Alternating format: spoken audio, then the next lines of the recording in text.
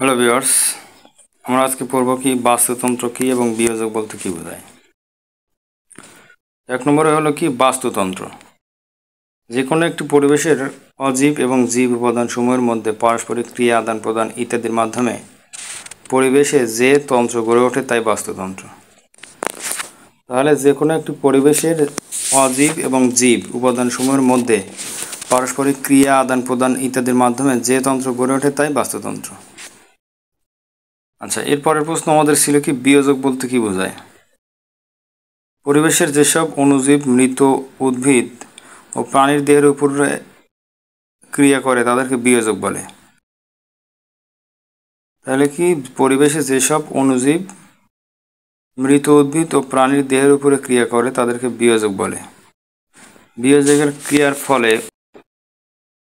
Hello viewers, আমরা আজকে পড়ব কি বাস্তুতন্ত্র কি এবং বিয়োজক বলতে কি বোঝায়। এক নম্বরে হলো কি বাস্তুতন্ত্র।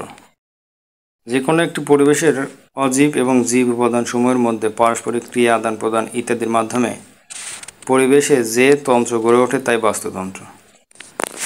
তাহলে যে কোনো একটি পরিবেশের অজীব এবং জীব উপাদানসমূহের মধ্যে পারস্পরিক ক্রিয়া আদান প্রদান ইত্যাদির মাধ্যমে যে তন্ত্র গড়ে ওঠে তাই বাস্তুতন্ত্র। আচ্ছা, এরপরের প্রশ্ন আমাদের ছিল কি বিয়োজক বলতে কি বোঝায়।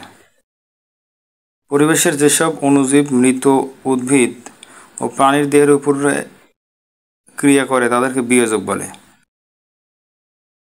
তাহলে কি পরিবেশে যেসব অণুজীব মৃত উদ্ভিদ ও প্রাণীর দেহের উপরে ক্রিয়া করে তাদেরকে বিয়োজক বলে। বিয়োজকের ক্রিয়ার ফলে